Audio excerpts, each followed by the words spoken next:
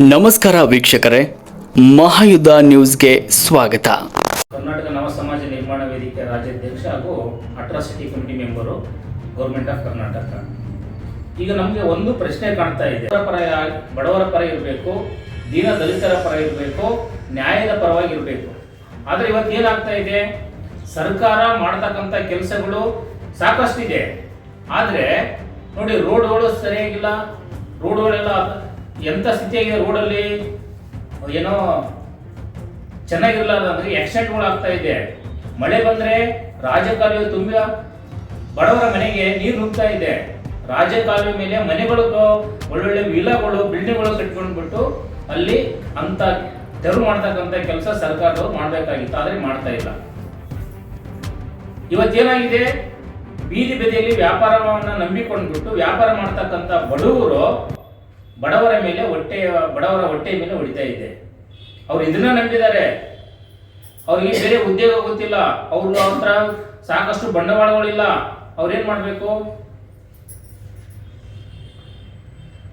ನೀವು ಮಾಡ್ತಕ್ಕಂಥ ಕೆಲಸಕ್ಕೆ ನಮ್ದು ಸಂಪೂರ್ಣವಾಗಿರ್ತಕ್ಕಂಥ ಬೆಂಬಲ ಇದೆ. ನೀವು ಮಾಡಿ, ಒಳ್ಳೆ ಕೆಲಸ ಮಾಡ್ತಾ ಇದ್ರೆ ಮಾಡಿ. ಅದರಿಂದ ಸಾರ್ವಜನಿಕರಿಗೂ ತೊಂದರೆ ಆಗ್ತಾ ಇದೆ, ವಾಹನ ಸಂಚಾರ ದಟ್ಟಣೆ ಆಗ್ತಾ ಇದೆ, ಓಕೆ. ಆದ್ರೆ ಇವರಿಗೆ ಇನ್ಫಾರ್ಮ್ ಮಾಡ್ಬೇಕಲ್ವಾ? ನೀವು ಇನ್ಫಾರ್ಮ್ ಮಾಡಿ ಇವರಿಗೆ ಬೇರೆ ಕಡೆಗೆ ಒಂದು ಸ್ಥಳವನ್ನ ನಿಯೋಜನೆ ಮಾಡಿ ಇವರಿಗೆ ಏನಾದ್ರೂ ವ್ಯವಸ್ಥೆ ಮಾಡಿ ಆನಂತರ ನೀವು ತೆರವು ಮಾಡ್ಬೇಕಾಗಿತ್ತು. ಏಕಾಏಕಿ ತೆರವು ಮಾಡಿದ್ರೆ ಇವ್ರು ಎಲ್ಲಿ ಹೋಗ್ಬೇಕು? ಇವರ ಜೀವನ ಹೆಂಗ್ ಮಾಡ್ಬೇಕು?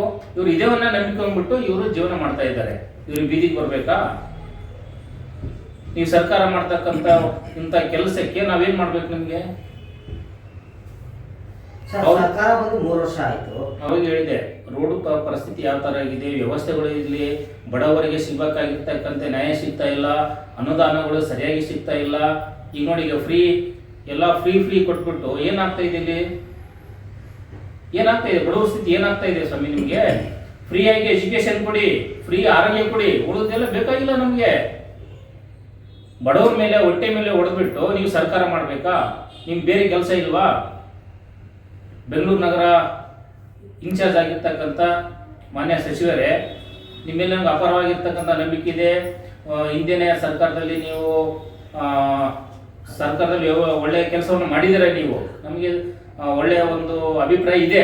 ಆದರೆ ಈ ಕೆಲಸ ಬಿಟ್ಟು ಬೇರೆ ಮಾಡಿ. ನಿಮ್ಗೆ ಅನೇಕ ಸರ್ಕಾರದಲ್ಲಿ ಇದೆಯಲ್ಲ ನಿಮ್ಗೆ ಕೆಲಸ ಮಾಡೋಕ್ಕೆ.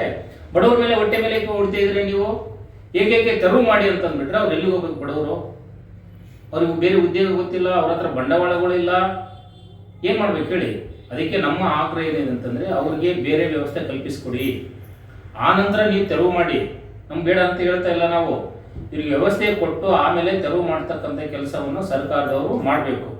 ಅಲ್ಲದೆ ತೆರವು ಮಾಡಿದ ನಂತರ ಇವರಿಗೆ ಆರ್ಥಿಕವಾಗಿ ದುರ್ಬಲರಾಗಿರ್ತಾರೆ, ಅಲ್ಲಿವರೆಗೆ ನೀವು ಆರ್ಥಿಕವಾಗಿ ಇವರಿಗೆ ಸಹಾಯ ಮಾಡ್ತಕ್ಕಂಥ ಕೆಲಸ ಸರ್ಕಾರದವರು ಮಾಡ್ಬೇಕಂತಕ್ಕಂಥ ನಮ್ದು ಆಗ್ರಹ ಆಗಿದೆ.